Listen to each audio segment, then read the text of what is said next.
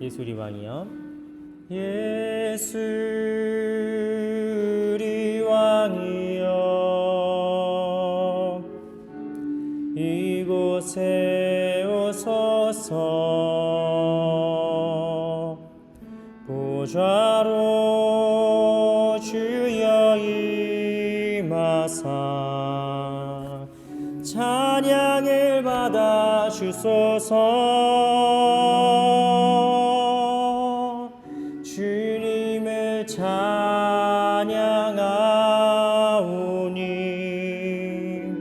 주님을 경배하오니 왕이신 예수여 오셔서 좌정하사 다스리소서. 우리 한 번 더 예수 우리 왕이여. 예수 우리 왕이여, 이곳에 오소서. 보좌로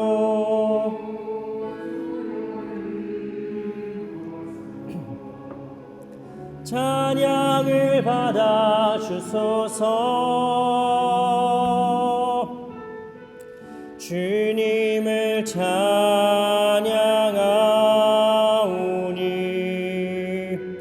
주님을 경배하오니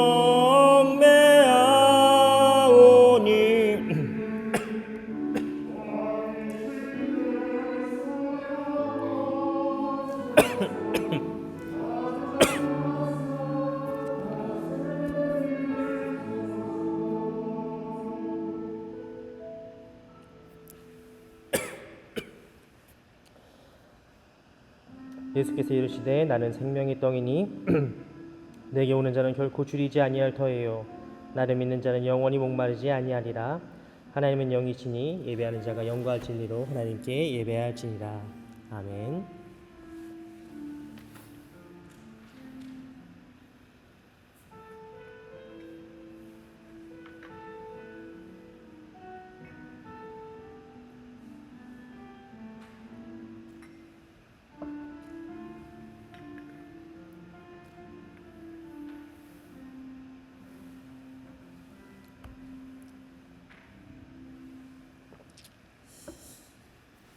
네, 예배 전에 제가 한 20분 정도 목을 풀거든요. 쫙쫙 올라가요. 기침도 안 나오고. 근데 여기서 꼭 찬양을 하면은 기침이 이렇게 터집니다. 죄송합니다. 코로나 아니고요. 네, 찬송가 15장 하나님이 크신 사랑 함께 찬양하겠습니다.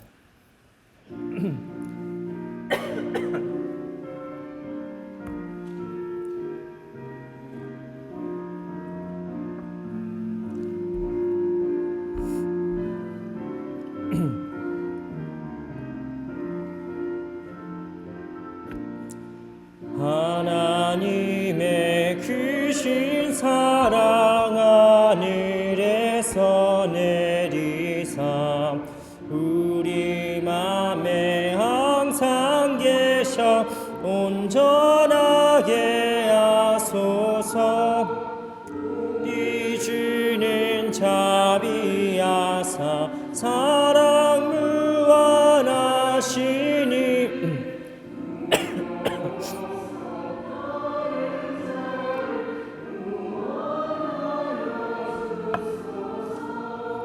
걱정 근심 많은 자를 감화하시며 복과 은혜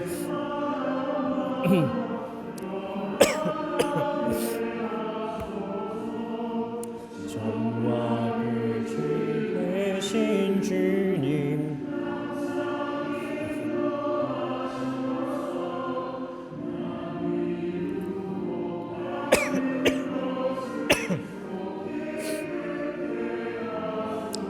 간주 있습니다.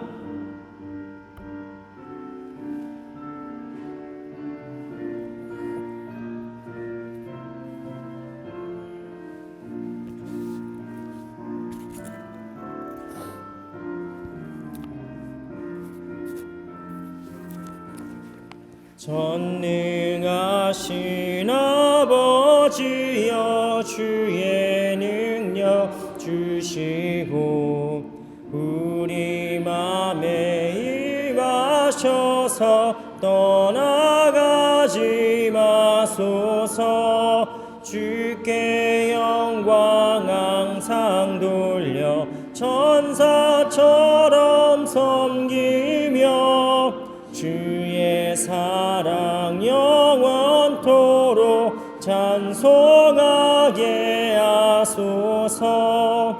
우리들이 거듭나서 의미 없게 하시고 크신 구원받아 온전하게 하소서.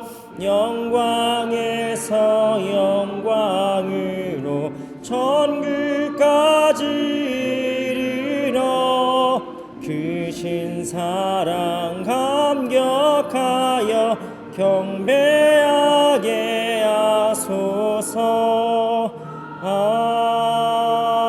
아멘.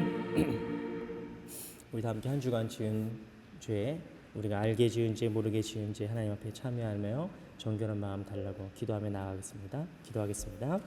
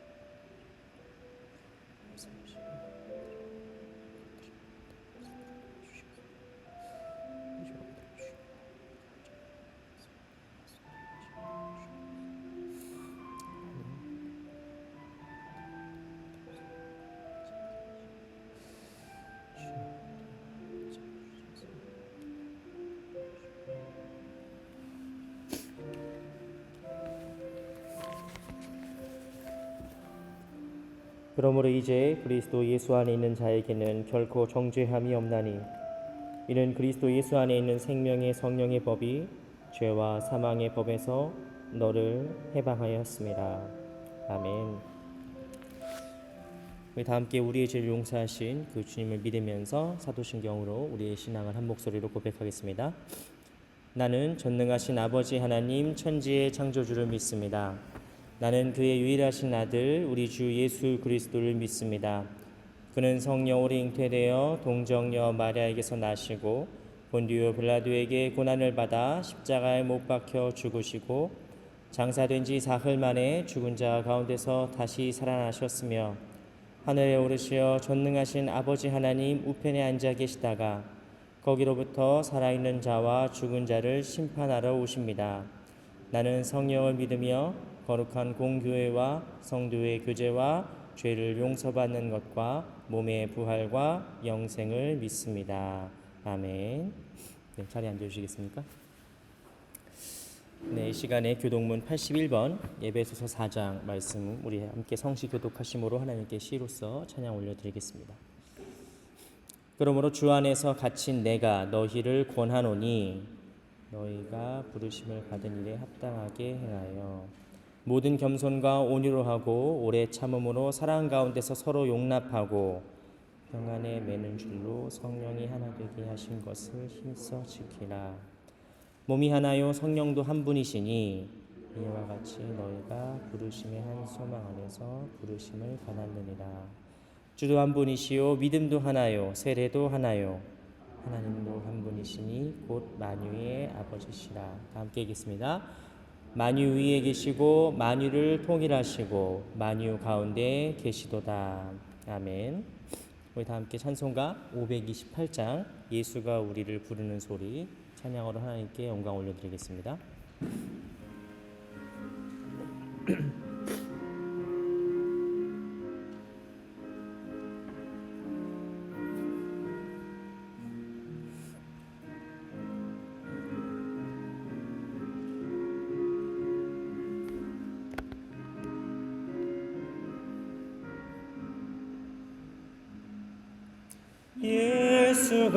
우리를 부르는 소리 금성 부드러워 문 앞에 나와서 사면을 보며 우리를 기다리네. 오라 오라 방황치 말고 오라. 죄 있는 자들아 이리로 오라. 주 예수 앞에 오라. 간절히 오라고 부르실 때에 우리는 지체하랴. 주님의 은혜를 왜 안이 받고 못 들은 채 하려나. 오라 오라 방황치 말고 오라. 죄 있는 자들아 이리로 오라. 주 예수 앞에 오라. 간주 있습니다.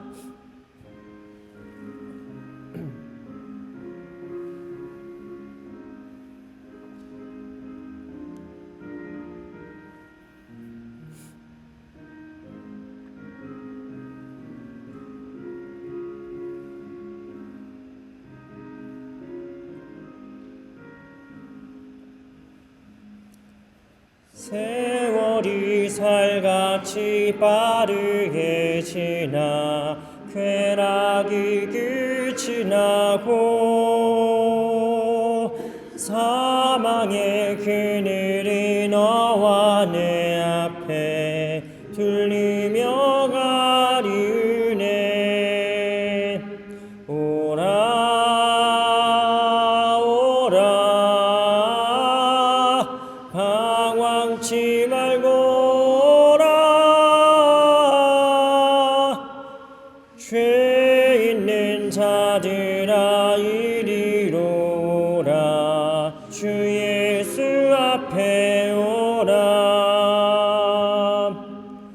우리를 위하여 예비해 두신 영원한 집이 있어 죄 많은 세상을 떠나게 될 때 영접해 주시겠네. 오라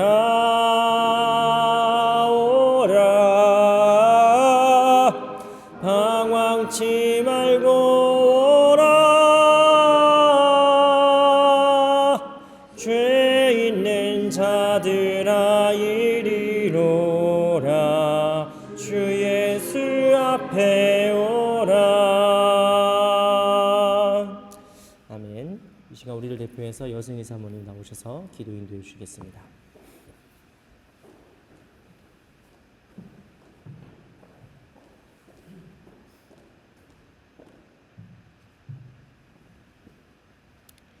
다 같이 기도드리겠습니다. 고마우신 하나님, 항상 평안으로 인도하시는 주님의 은혜에 감사드립니다.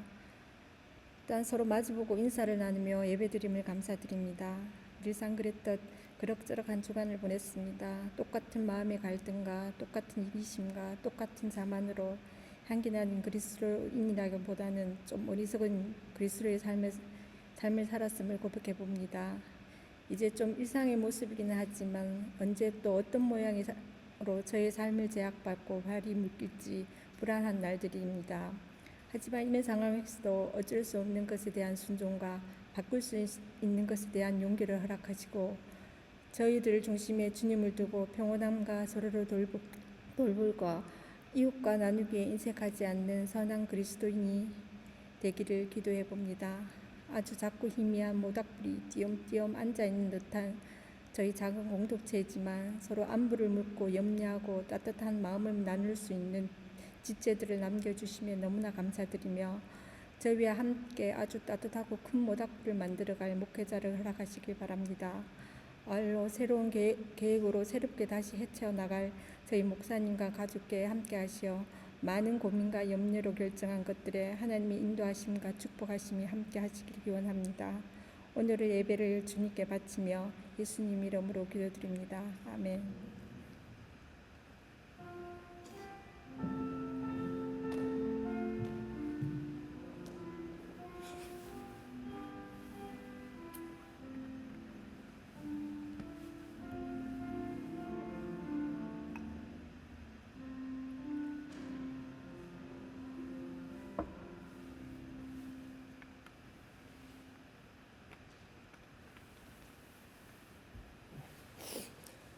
네, 오늘 하나님께서 우리에게 주신 말씀은 신약성경 사도행전 10장 24절에서 29절까지 말씀입니다.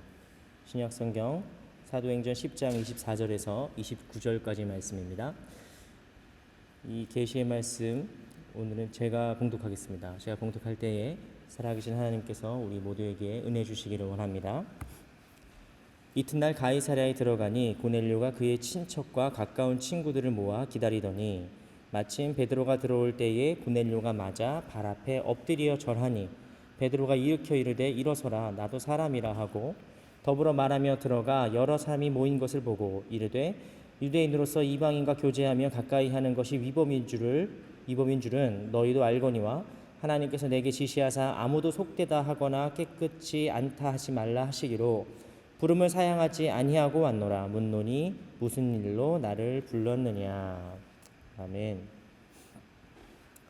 네, 마지막에 무슨 일로 나를 불렀느냐 이렇게 끝나기 때문에 좀 그렇지만 우리가 오늘 볼 말씀은 사실 사도행전 10장 전체입니다. 그래서 이거를 어디서 자르는 게 좋을까 하다가 오늘 딱 그 만남이 되는 사건에서 장면에서 잘라봤습니다.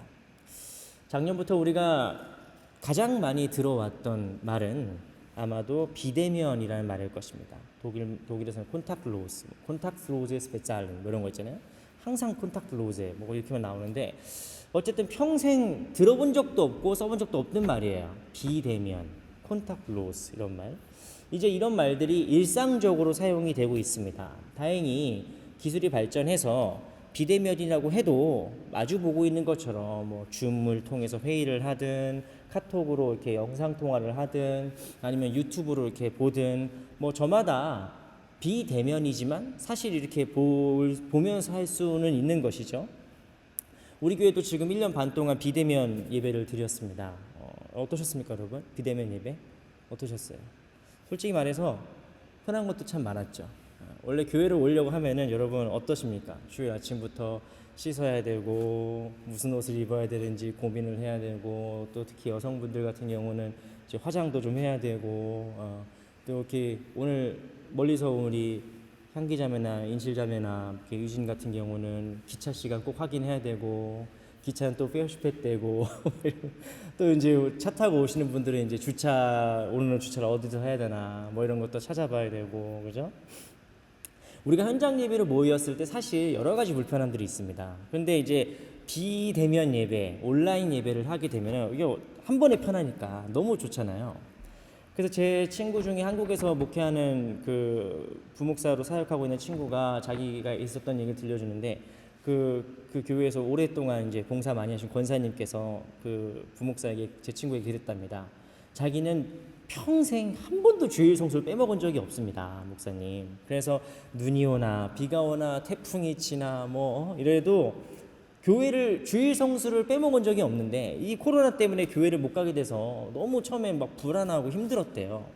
그런데 그렇게 1년 가까이 이렇게 비대면 예배가 지속되다 보니까 예수 안 믿는 사람들은 이렇게 일요일날 편했구나 이런 생각이 들면서 되게 심통이 나더라는 거죠.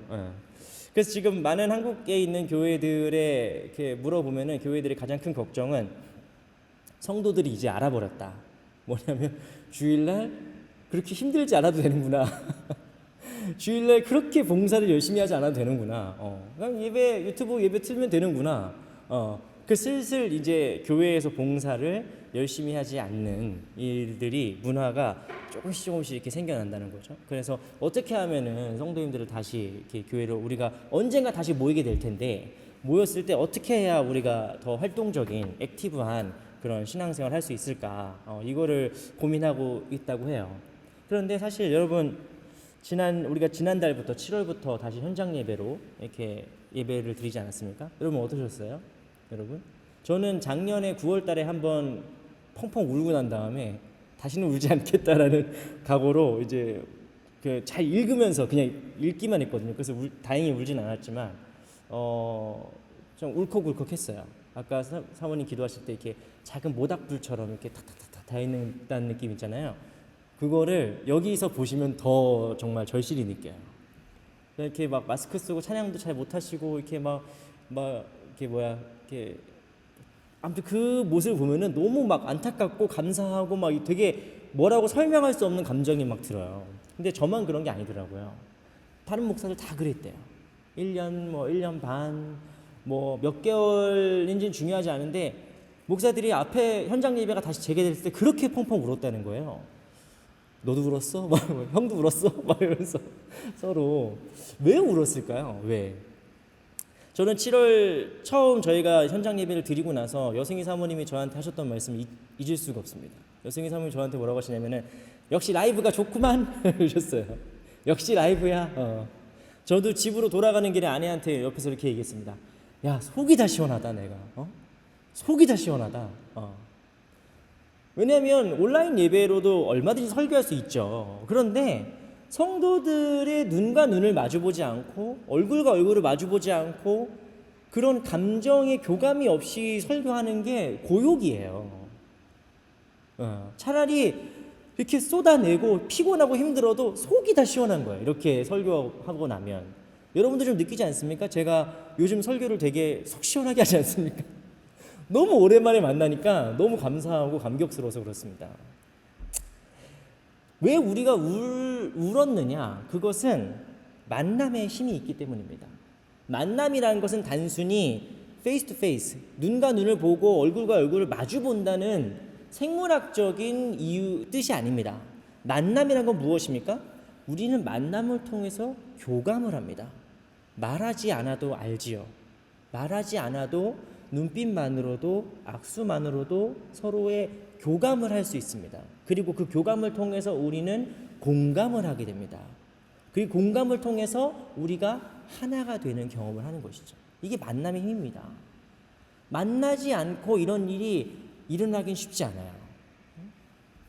오늘 우리는 성경에서 가장 유명한 만남 중에 하나를 보게 될 것입니다. 그것은 뭐냐면 사도행전 10장과 11장에 나오고 그리고 15장에도 반복되는 이야기인데 바로 고넬료와 베드로의 이야기입니다. 고넬료와 베드로의 만남.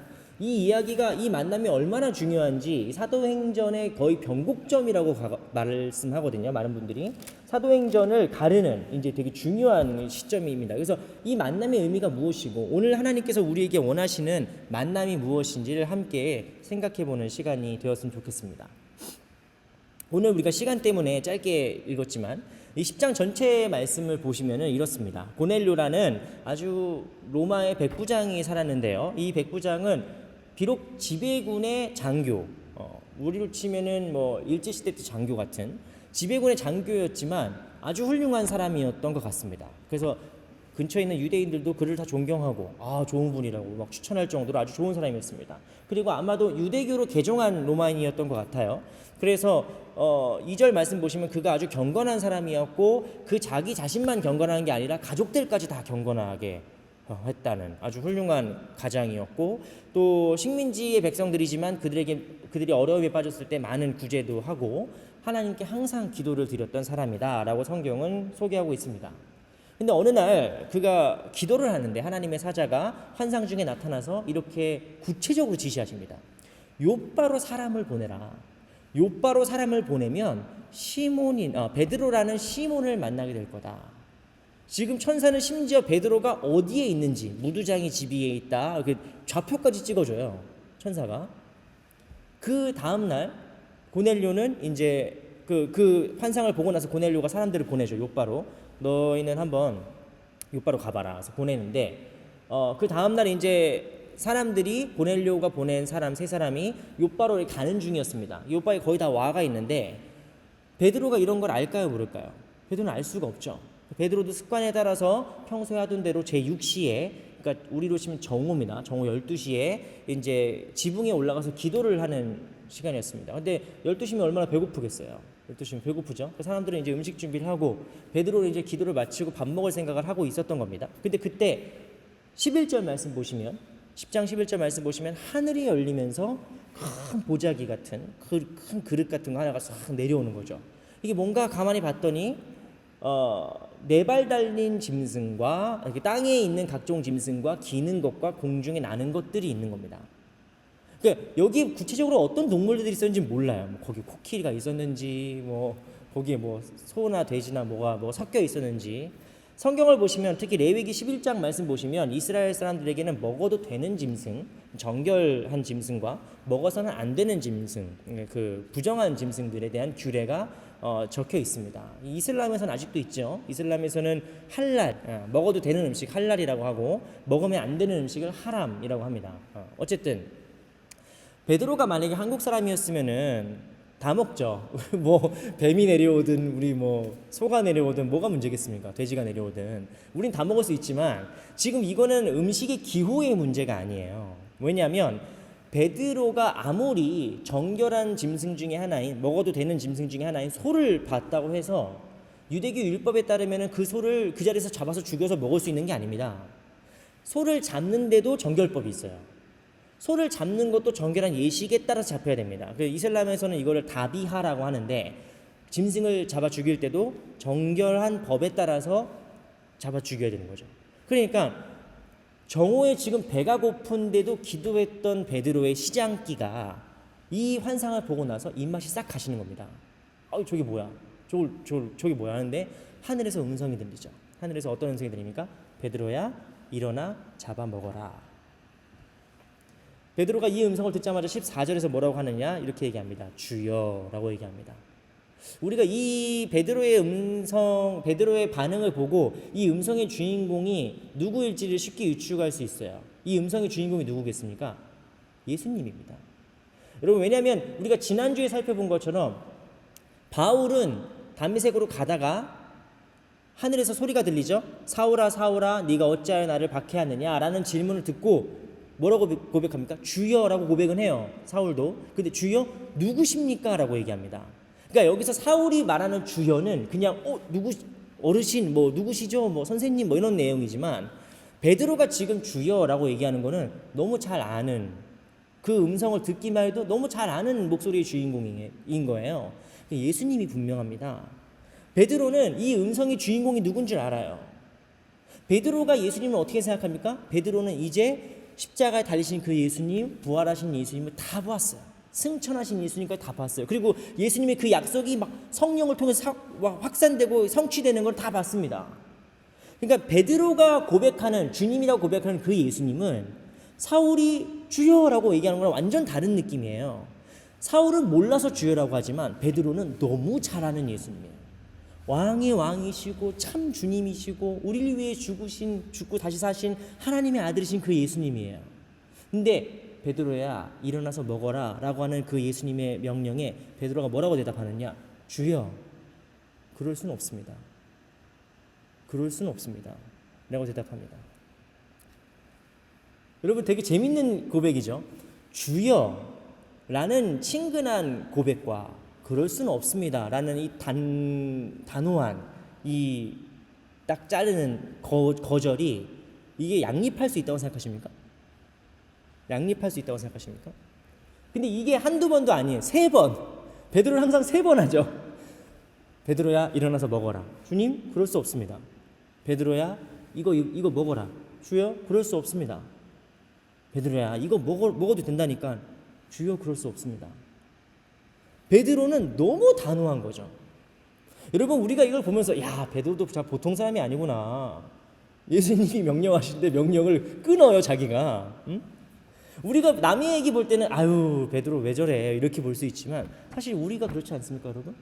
우리가 우리한테 주님이 어떤 분이십니까? 나를 위해 죽으신, 나를 위해 다시 사신, 우리 아까 찬양한 것처럼 우리의 본향을 예비하신 그 주님을 우리가 우리 생명보다 귀하고 세상에서 가장 귀하다고 우리가 고백하며 찬양하는데, 눈물 흘리며 찬양하는데, 주님께서 우리에게 명령하실 때 재용아 누구누구에게 한번 가봐라, 재용아 누구누구를 만나봐라, 재용아 너 이렇게 해라 라고 말씀하실 때 저희는 어떻게 고백합니까?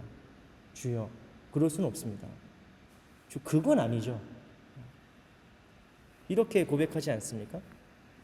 내가 주님을 위해서 모든 것 바칠 수 있고 주님 너무너무 사랑하지만 주님 그건 아니에요. 이런 기준들이 우리 마음속에 다 있단 말입니다. 그건 못하겠다라고 딱 잘라 말하는 베드로에게 15절에서 주님께서 아리송한 말씀을 하십니다. 뭐라고 하시냐면 하나님께서 깨끗하다고 하신 것을 네가 속되다고 하지 말아라. 근데 베드로는 이 얘기를 3번이나 들었는데 잘 이해를 못했어요. 그런데 그때 마침 고넬료가 보낸 사람들이 욥바에 있는 베드로를 찾아오게 됩니다. 낯선 사람들이죠. 로마인들이죠. 어떻겠어요, 기분이? 이거 뭐지? 근데 그때 성령께서 베드로에게 말씀하십니다. 의심하지 말고 따라가라. 의심하지 말고 따라가라. 그래서 베드로가 이 사람들을 따라서 가게 됩니다. 그러니까 초대교회의 기둥 같은 가장 중요한 인물 중에 하나인 베드로가 간다고 하니까 욥바에 있던 성도들도 같이 따라갔어요. 정말 훌륭한 성도들이죠. 뭐 베드로님 거기 가시면 어떻게 되실까봐 그랬는지 6명 정도가 같이 따라갑니다. 그래서 욥바에서 가이사랴까지 이제 따라가게 되는 것이죠. 욥바에서 가이사랴까지의 거리는 약 50km쯤 됩니다. 그러니까 우리로 치면은 요즘 뭐 차로 가면은 1시간 금방이지만 이때 당시는 이틀이 걸리는 거리예요. 그래서 다음 날 이제 도착하는 장면이 나오는데, 여러분 우리가 사도행전 강의를 계속 하지만 너무 길어질까봐 이제 주요 사건 중심으로 다시 바꾸지 않았습니까? 근데 우리가 안 보고 넘어간 장면이 있어요. 그게 뭐냐면 빌립의 사마리아 전도 여행입니다. 그러니까 그 교회에서 7 집사, 7 복음 전도자들을 이제 세웠을 때 그 중에 이제 스데반은 죽었고 순교했고 빌립이 있었는데, 이 빌립이 사마리아로 내려가서 주님의 복음을 증거하고, 그래서 가다가 가사라는 지역에서 에디오피아 내시까지 만나서 복음을 증거한 장면이 나옵니다. 그래서 이렇게 여러 곳을 다니면서 사마리아, 가사 막 여러 곳을 다니면서 이방 땅을 다니면서 복음을 증거했던 빌립이, 예언자매 한 번만 넘겨주시면 이게 나오는? 이걸 하나도 안 봤구나. 탁탁 눌러줄래요? 탁탁. 오케이. 빌립이 8장 40절 말씀 보시면은 어디로 가느냐면 가이사랴에 가요. 그래서 빌립이 8장 마지막은 빌립이 가이사랴에 정착했더라라고 하면서 끝납니다. 그래서 빌립이 가이사랴에 있어요 지금. 그리고 사도행전 21장 8절 말씀 보시면 나중에 바울이 예루살렘으로 가다가 가이사랴를 들리게 됩니다. 그때 누굴 만나냐면은 빌립의 딸들을 만나요. 그러니까 그 시간이 거의 한 20년입니다. 빌립이 처음에 에디오피아 내시를 만나서 복음 증거하고 이제 그 사람에게 세례를 주고 가이사랴에 정착한 다음에 거의 20년 가까이 가이사랴에서 산 거예요. 빌립은. 거기 딸들도 있고 딸들도 다 예언하는 사람들이 되고 뭐 이렇게. 그러니까 한마디로 가이사랴에 있는 고넬료에게 복음을 증거하기 위해서 가장 간편한 방법이 뭐겠습니까? 빌립 만나면 돼요. 하나님께서 굳이 50km 떨어진 욥바에 있는 베드로를 불러다 올 게 아니라 그냥 이미 가이사랴에 살고 있는 빌립을 하나님이 빌립 보고 고넬료 좀 만나봐라 라고 만나면은 충분히 더 손쉽고 효율적으로 만날 수 있는 거죠. 그런데 하나님은 굳이 고넬료에게까지 환상으로 나타나가지고 여기 욥바라고 하면 베드로가 있다. 그리고 욥바에 있는 베드로한테 굳이 환상으로 나타나가지고 너는 저 사람들 의심하지 말고 따라가라. 그래서 결국 만나게 하신단 말이에요. 왜 그랬을까요? 하나님은 왜 이렇게 비효율적으로 역사하셨을까요? 빌립이 못 믿어서였을까요? 빌립이 못 믿어서 걔가 일을 잘 못해 뭐 그랬을까요? 아니면은 고넬료가 베드로랑 좀 잘 맞을 것 같아서 하나님께서 붙여주셨을까요? 그런 필연적인 이유는 없습니다. 가이사랴에 있는 고넬료와 50km 떨어진 욥바에 있는 베드로가 만나야 되는 필연적인 이유는 없어요. 그런데 하나님께서는 굳이 이 둘을 꼭 만나게 하십니다. 좌표까지 찍어주면서. 이게 하나님의 어떤 섭리가 있었을까요? 우리의 만남은 우연이 아니야. 그죠? 이런 유행가 가사도 있지만 우리 만남이 우연이 아니다. 우리가 만나는 모든 사람들이 다 우연히 만나게 된 사람들이 아니라 하나님의 귀한 섭리와 좌표까지 찍어주시는 하나님의 귀한 섭리 속에서 만났단 말입니다. 제 아내와 제가 결혼한 지 10주년이에요. 올해가. 이제 11월 달이면은 10주년이 되는데 가만히 생각하는 거죠. 제 아내는 13년 전에 총신대 총신대에서 피아노를 전공하고 이제 독일 유학을 오고 싶다고 독일을 왔어요. 왔고 1년 정도 해보다가 나는 안 되겠다. 그래서 갔어요 다시. 그래서 난 2번 다시 독일에 오지 않겠다. 오늘 여기 이 자리에 없어가지고 제가 편하게 말씀드릴 수 있습니다. 2번 다시 독일에 오지 않겠다라고 한국에 갔고 저는 그때 당시에 신대원을 가서 내가 목사가 되는 게 맞을까? 차라리 빨리 지금 딴 걸 할까? 고민을 하다가 호주를 가서 호주에서 1년 정도 탕자처럼 살다가 이제 나 주님을 전하고 싶다라는 마음이 바뀌어서 이제 신대원을 들어왔단 말입니다. 그래서 만났어요. 그래서 만나게 된 겁니다. 우연이라고 할 수 있죠. 하지만 우연이라고 하기엔 너무나 많은 변수들이 있었던 거예요. 제가 호주에서 조금 더 있을 수도 있었고 아내가 독일에서 유학을 계속할 수도 있었고 여러 가지 변수가 있었는데 우리가 만나서 지금까지 10년을 살면서 돌아보면은 하나님께서 이렇게 만나게 하시고 우리를 사랑하게 하시고 부부가 되게 하셨을 때 하나님의 그 계획이 무엇일까? 뜻이 무엇일까? 이걸 생각하지 않을 수가 없는 것이죠. 오늘 우리가 베드로와 고넬료 말씀을 보면서 이걸 함께 생각해 보길 원합니다. 오늘 우리가 봉독한 말씀은 고넬료와 베드로의 첫 장면입니다. 첫 만남 장면. 고넬료는 지금 어떻게 하고 준비하고 있냐면 친척들과 친구들을 다 불러 모았어요. 그래가지고 베드로를 기다리고 있습니다. 베드로도 요빠에서 베드로를 따라온 성도 한 6명 정도와 같이 만났습니다. 여러분, 한국 사람들하고 독일 사람들하고 만나서 재밌게 친하게 잘 지낼 수 있을까요? 잘 지낼 수 있죠, 그죠? 말을 잘한다는 전제로. 근데 쉽진 않습니다. 쉽진 않아요. 저도 독일에서 한 6년 6개월 살았는데 여기 목사님도 계시고 우리 유진 씨도 계시고 율리안도 있고 하지만 저 때문에 오해를 많이 하셨을걸요? 저는 이제 인사한다고 뭐 이렇게 인사하는데 문화적인 게 좀 다르고, 그죠? 제가 아마 이렇게 막 실없이 웃고 그러면은 이상한 사람인가? 이렇게 생각할 수도 있잖아요. 응? 문화가 다르고 언어가 다르고 또 이렇게 하다 보면은 어색한 거죠. 어색하고 좀 잘 안 맞는 겁니다. 낯설고요. 아니나 다를까 지금 25절 말씀 보시면은 베드로를 보자마자 고넬료가 어떻게 합니까? 절합니다. 엎드려서 절을 해요. 왜냐면 그리스 로마 문화에서 인간이 신이 되는 것은 되게 흔한 일이에요. 그 신화에 나오듯이. 그러니까 인간이 뭔가 신적인 존재가 되는, 영웅적인 존재가 되는, 뭐 헤라클레스나 아킬레스나 이런 사람들 있잖아요. 그러니까 그리고 지금 고넬료가 볼 때 베드로는 어떤 사람입니까? 내가 기도하는데 하나님 환상을 보내셨고 그 사람을 보내겠다라고 하는데 그 사람이 진짜 왔어요. 그러니까 고넬료가 볼 때 베드로는 천사 같은 존재입니다. 신의 사자인 거죠. 그러니까 엎드려서 절을 하는 겁니다. 그런데 베드로가 볼 때는 이거는 이단이거든요. 히브리 문화에서 인간은 결코 경배받을 대상이 아닙니다. 그러니까 일어나라고 막 황급히 일어나세요. 왜 이러세요? 막 이렇게 되는 거죠. 게다가 지금 베드로는 이방인을 만나면 사실 안 됩니다.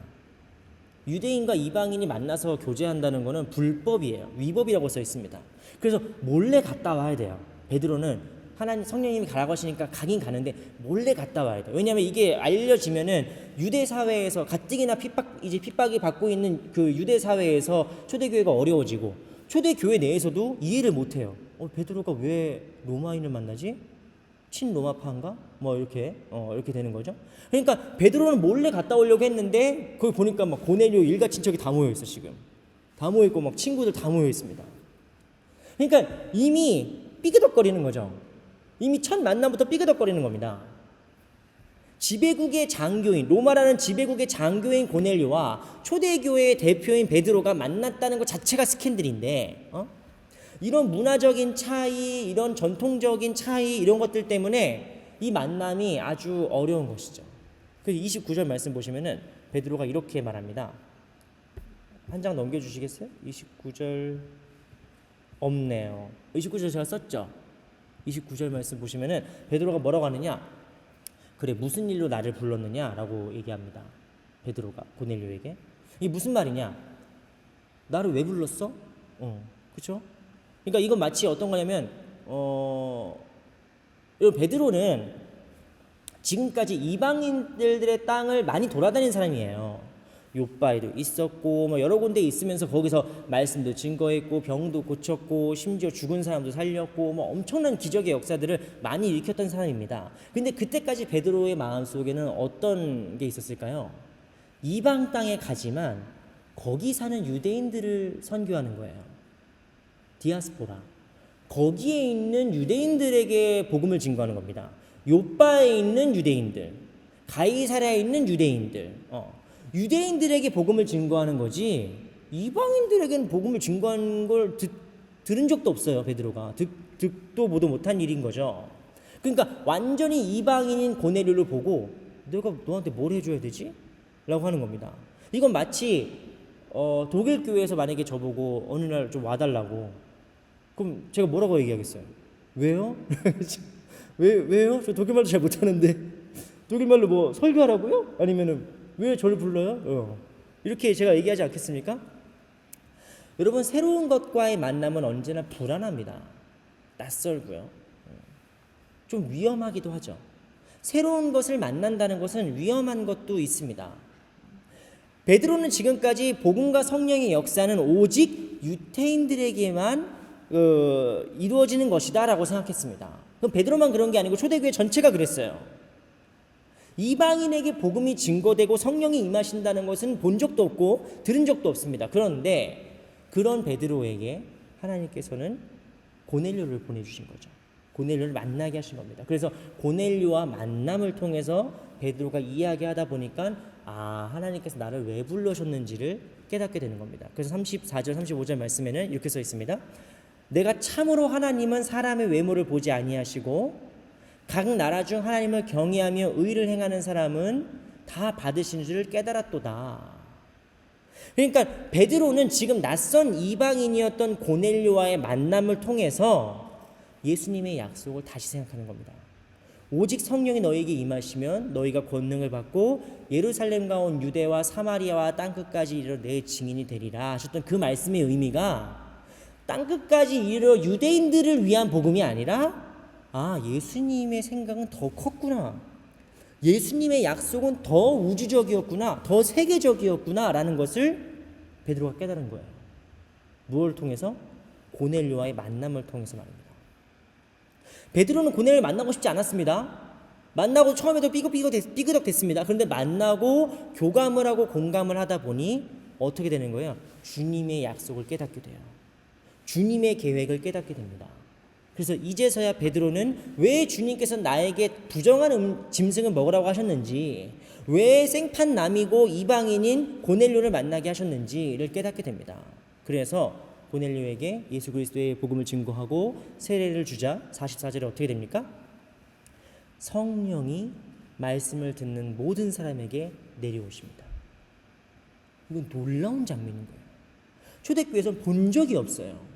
유대인들만 성령 받는 줄 알았는데, 성령은 유대인들에게만 약속된 하나님의 약속인 줄 알았는데, 이제는 모든 이방인들에게조차, 주님을 믿고 고백하는 모든 이방인들에게조차 성령이 부어지는 겁니다. 그래서 베드로는 고넬료를 만나는 그 위험, 그 불안, 그 낯설음을 딛고 일어나자 이런 성령의 놀라운 확장의 역사를 보게 되는 것입니다. 물론 가이사랴에 이미 살고 있던 빌립도 복음을 잘 전달할 수 있었겠죠. 그런데 앞으로 10장에서 11장으로 넘어가면, 그리고 15장에 이르기까지 초대교회는 이걸 가지고 계속 토론합니다. 이방인에게 복음을 증거하는 게 맞아? 할례도 안 줬는데? 그래서 막 계속 그걸로 토론할 때 빌립은 그걸 감당할 수 있는 힘이 없어요. 베드로쯤 되는 사람이니까 그걸 다 받아내는 겁니다.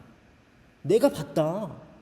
고넬료에게 예수 그리스도의 복음을 증거했을 때 그가 막 성령을 받고 그가 구원받은 백성이 되는 걸 내가 봤다.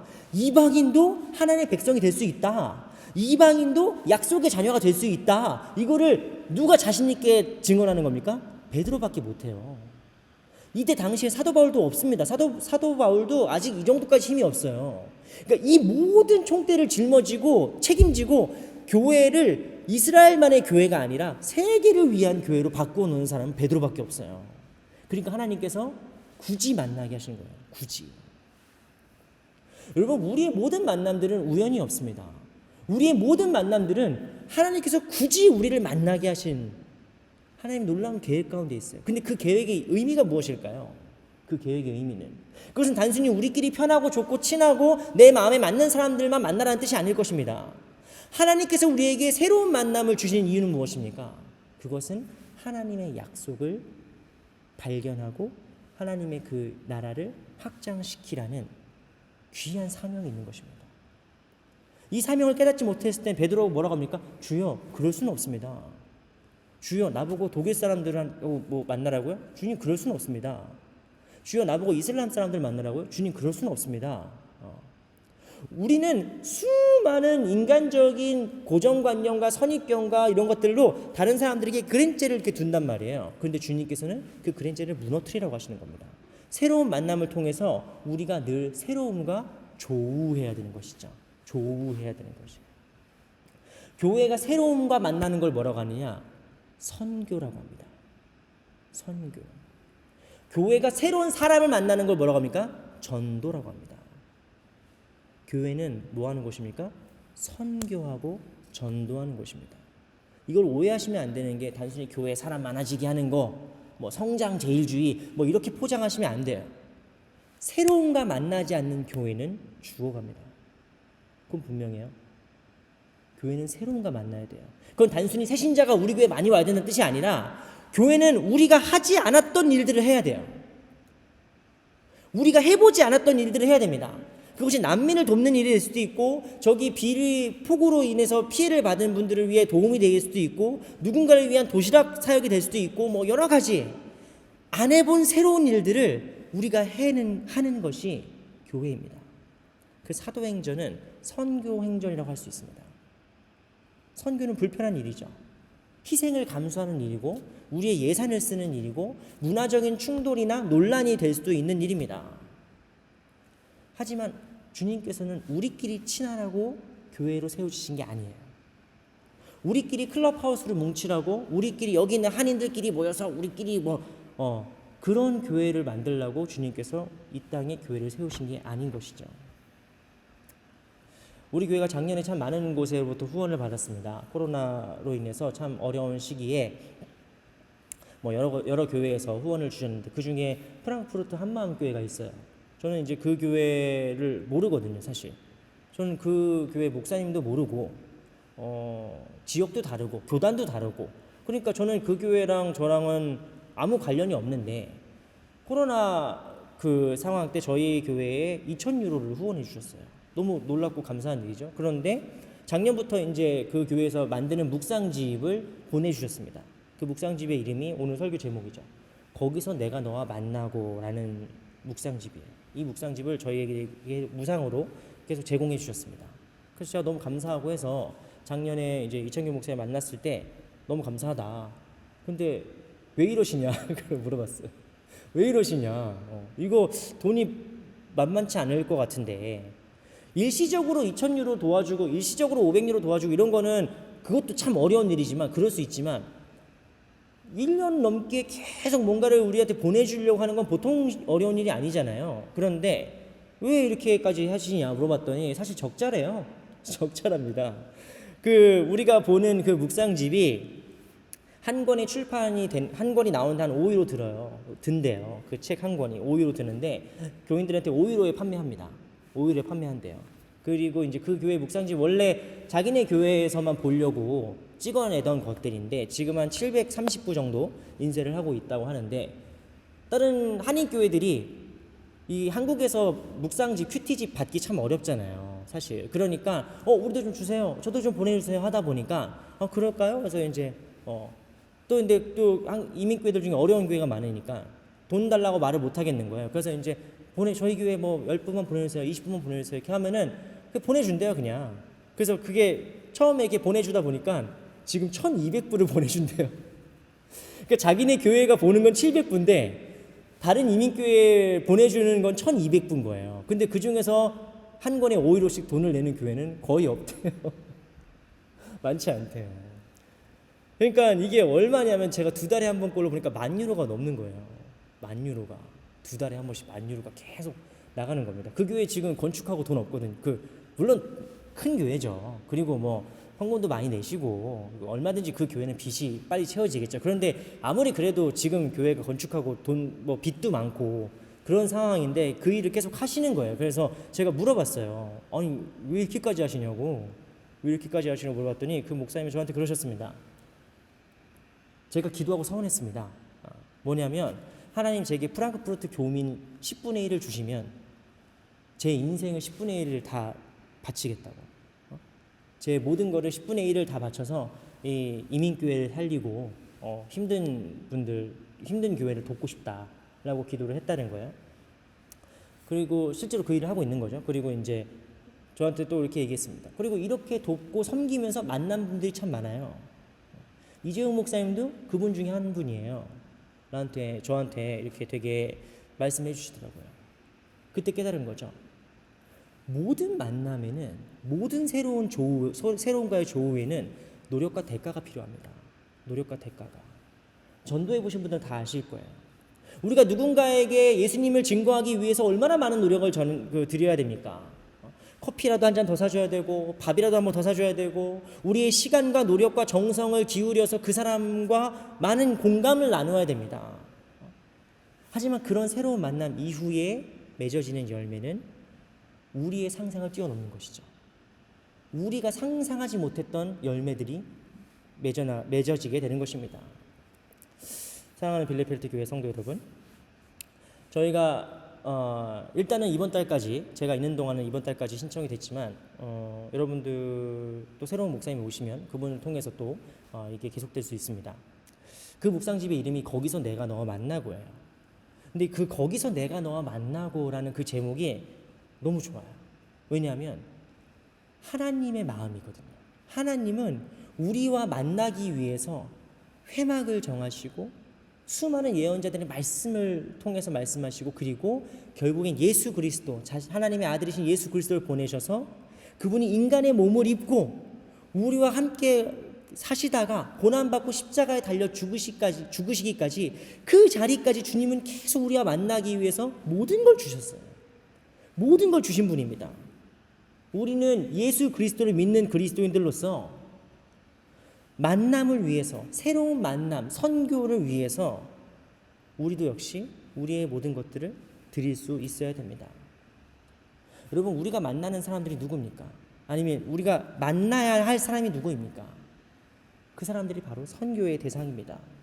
우리가 생각이 다르고 모습이 다르고 환경이 다르지만 이 모든 다름 속에서도 우리가 예수 그리스도의 복음으로 만날 때에 하나님께서 우리를 하나로 만드시는, 한 가족으로 만드시는 그런 놀라운 역사가 일어날 줄로 믿습니다. 그런 마음으로 우리 기대라는 찬양이 있는데 조금 높아요. 그런데 1절만 함께 좀 찬양하시고 그다음에 기도하겠습니다.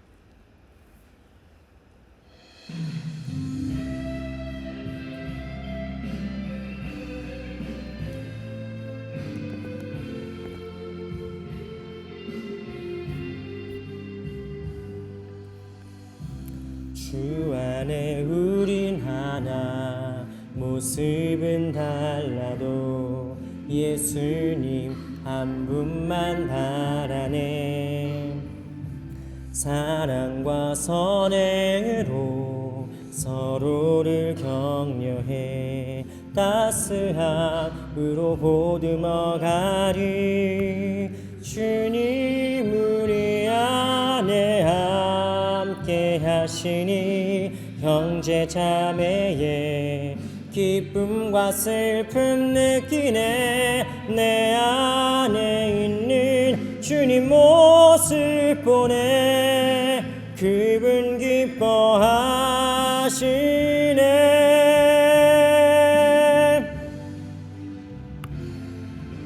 주님 우리를 통해 계획하시니 부족한 입술로 찬양하게 하시니. 주님 우리를 통해 계획하신 일, 너를 통해 하실 일 기대. 기도하겠습니다. 주님, 우리의 만남은 우연이 없습니다. 하나님께서 우리를 서로 만나게 하실 때에 하나님의 귀한 약속과 그 계획과 뜻이 있어 우리를 만나게 하신 줄로 믿습니다. 주님, 우리가 이미 가진 만남들 얼마나 귀한 줄 서로 여기고 서로가 서로를 더욱더 낮게 여기고 더욱더 사랑하며 보듬어주는 우리 공동체 모두가 되게 도와주옵소서. 그리고 주님, 더 나아가서 우리 교회가 새로운 자들을 만나고 새로운 선교의 활동을 만나는 그런 놀라운 역사들이 우리 교회를 통해서 더욱더 확장되고 이루어지게 주님 도와주시고 역사해 주옵소서. 모든 것 주님께 맡기오며 예수 그리스도의 이름으로 기도드리옵나이다. 아멘. 우리 준비하신 예물 하나님께 올려드리는 시간 갖도록 하겠습니다.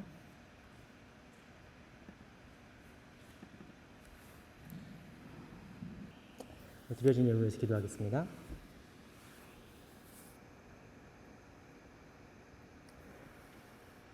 주님, 많은 사람들이 돈 때문에 울고 돈 때문에 웃고 돈 때문에 비인간적인 일도 하고 돈 때문에 만족하기도 합니다.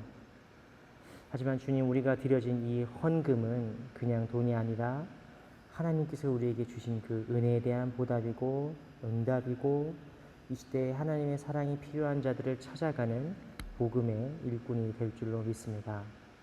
하나님, 이 헌금이 사용되는 곳마다 하나님의 생명이, 하나님의 사랑이 전파되게 도와주시고 배고파 오는 아이의 눈물을 닦아주고 예수 그리스도의 이름이 증거되는 데에 쓰임받도록 주님께서 친히 사용하여 주옵소서.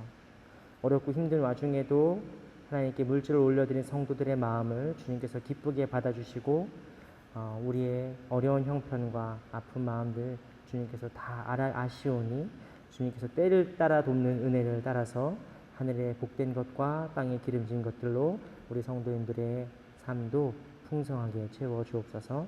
모든 것 주님께 맡기오며 예수 그리스도의 이름으로 기도드리옵나이다. 아멘.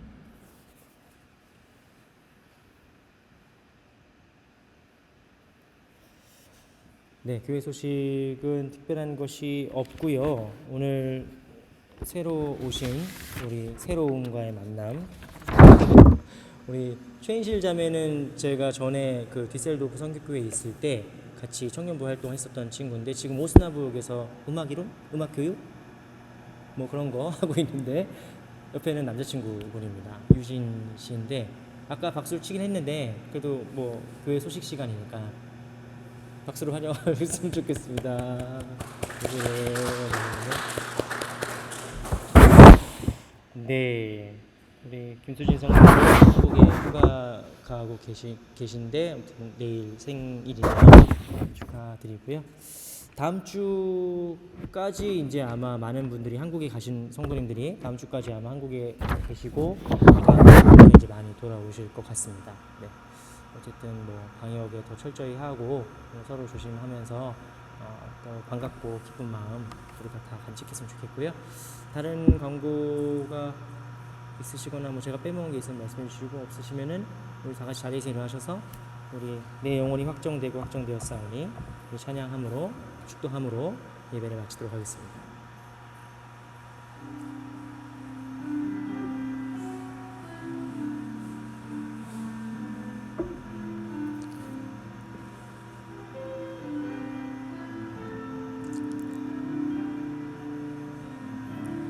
내 영혼이 확정되고 내 영혼이 확정되고 확정되어 싸우니 믿음에 눈들어 주를 바라봅니다. 내 영혼이 확정되고 확정되어 싸우니 믿음에 눈들어 주를 바라봅니다. 내 영혼이 확정되고 확정되어 싸우니 믿음에 눈들어